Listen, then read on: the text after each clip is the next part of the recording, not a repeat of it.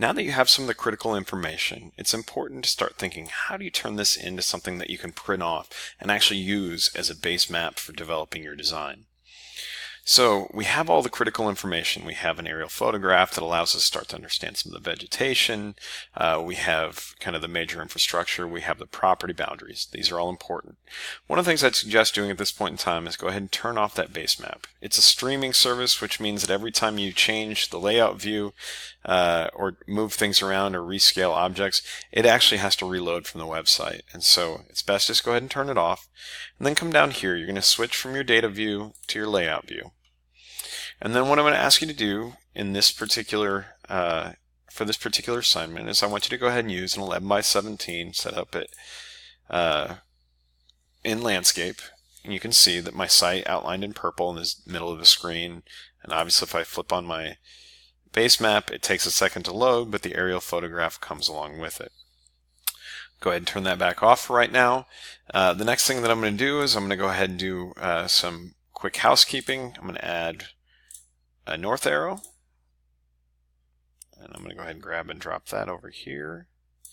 Now I'm going to go ahead and insert my scale bar. Scale becomes the really critical part of all of this, right? Is that in order to be able to actually draw off of it, we need to actually have a scale that's appropriate for our drawing. As landscape architects doing master planning work, we typically like to work at either 1 inch equals 60 feet or 1 inch equals 100 feet, very similar to an earlier assignment, the project you're working on this semester. But, at 11 by 17 on a 14-acre site, laid out the way this one is, we're probably shooting for somewhere around 1 inch equals 200 feet, realistically. But you can see right now that my scale bar is set up in miles, which isn't going to work out very well for me.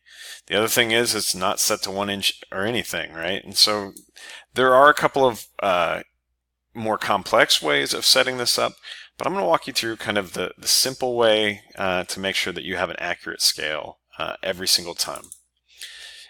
I'd strongly encourage you to not trust the scale bar too much until you've actually printed it off and measured it with your own scale to make sure that everything makes sense. You can also measure reference objects using Google Earth, desktop, where you can actually create a measure, but always double check and make sure you have the right scale before you begin designing.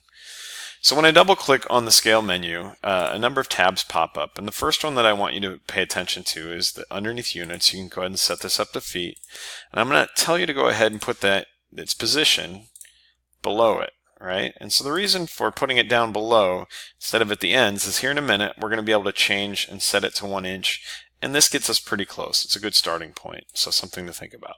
Next thing I'm going to go ahead and do is that I'm going to go ahead and tell it that I want the numerical value in the center of the bar. You see it moves down there. I'm also going to go ahead and go to format. I'm going to change this up and make it a little bit smaller text. I don't need to do anything to the frame, but down here at size and position, I'm going to tell it I want it to be 1 inch wide. And you'll see that this now auto-populates back to about 1 inch equals 200 feet. Now, I said a second ago, don't trust it, right? So if I go ahead and zoom in really tightly on this, I now have a 1 inch measure that I know to be true here in Paperspace that basically suggests that if I line up the end of that against the end of mine, it should more or less work out to be perfect. And you're going to see that it's not quite perfect.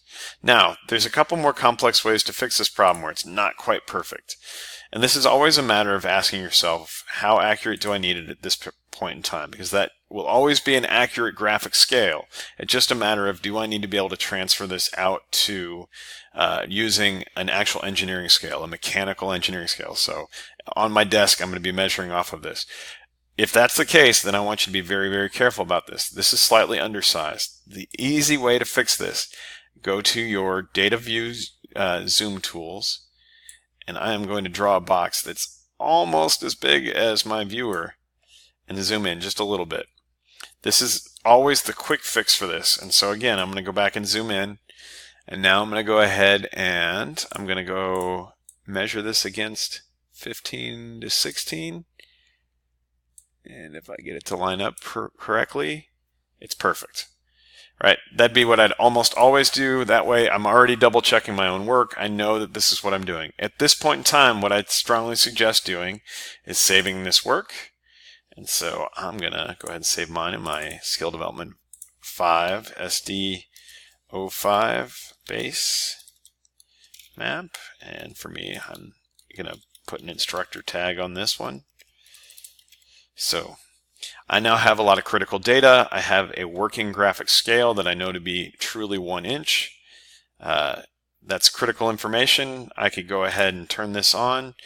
And you can see at this point in time, right, you'd want to go ahead and make sure that if you're going to use it with the aerial photograph on it, you might want to go ahead and make some adjustments here to change up my boundaries and change the symbology. I'll leave that up to you in the next step in the process.